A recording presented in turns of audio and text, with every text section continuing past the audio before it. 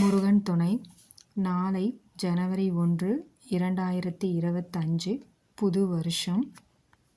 நம்ம எல்லாருக்குமே தெரியும், இந்த புது வருஷம் பார்த்திங்க அப்படின்னா புதன்கிழமையில் வருது.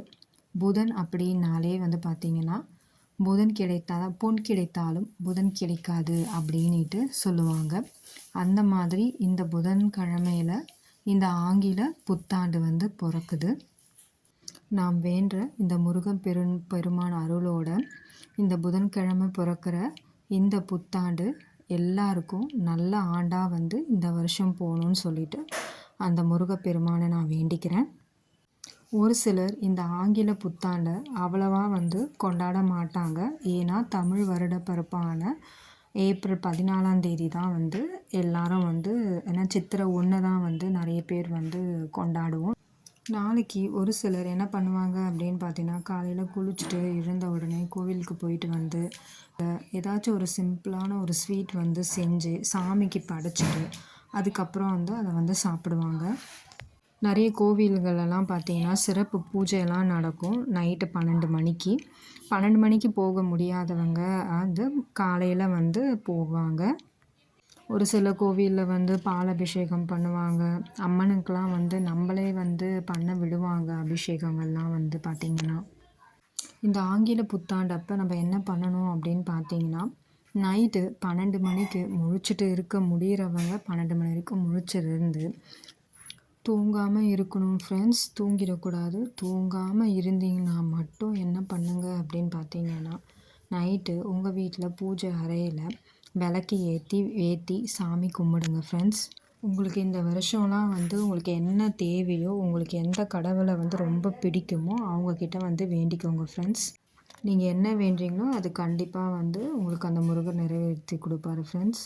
அந்த விளக்கு ஒரு 10 நிமிஷம் எரிஞ்சால் போதும். அதுக்கப்புறம் நீங்கள் அதை குளிர வச்சுட்டு படுத்து தூங்கலாம் ஃப்ரெண்ட்ஸ்.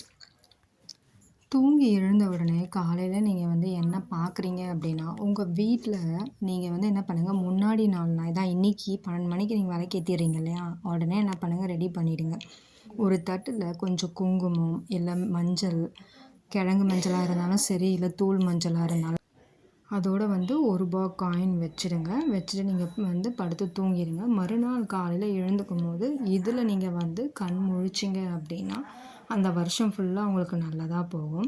அது மட்டும் இல்லாமல் உங்கள்கிட்ட பணம் இருக்குது, இந்த ஒரு தட்டில் நீங்கள் பணத்தை கூட நம்ம எடுத்து வைக்கலாம். பணத்தை அப்புறம் சில்லறை இதெல்லாம் ஒரு தட்டில் எடுத்து வச்சு அதையும் நீங்கள் நாளைக்கு காலையில் கண் விழிக்கும் போது அதுவும் அந்த தட்டில் இருந்துச்சு அப்படின்னா அதையும் நீங்கள் பார்க்கலாம் ஃப்ரெண்ட்ஸ். அப்படி இல்லை பழங்கள்லாம் கூட இருக்குது அப்படின்னாலும் அதையும் ஒரு தட்டில் வச்சுருங்க. அதையும் பார்த்தீங்கன்னா காலையில் நீங்கள் எழுந்துக்கும் போது பழங்கள் பார்க்கலாம். அதே மாதிரி ஸ்வீட் இருந்தால் ஸ்வீட்டும் வைங்க. ஸ்வீட் வச்சு அதையும் பார்த்திங்கன்னா இந்த வருஷம் ஃபுல்லாக நமக்கு இனிப்பாக இந்த வருஷம் போகும் அப்படின்றதுக்காக ஸ்வீட் இருந்ததுனாலும் ஸ்வீட்டை வைங்க. சப்போஸ் உங்கள் வீட்டு எதிர்க்கவே கோவில் இருக்குது அப்படின்னா நீங்கள் கோவிலோட திறந்த உடனே கோவிலோட கோபுரம் தெரியும் அப்படின்னா நீங்கள் அதையும் நீங்கள் காலையில் எழுந்த உடனே அதையும் நீங்கள் பார்க்கலாம். இதெல்லாம் எதுக்காக நான் சொல்கிறேன் அப்படின்னு பார்த்தீங்கன்னா, இந்த வருஷம் ஃபுல்லாக உங்களுக்கு ரொம்ப சந்தோஷமாக போகிறதுக்காக தான் நான் சொல்கிறேன்.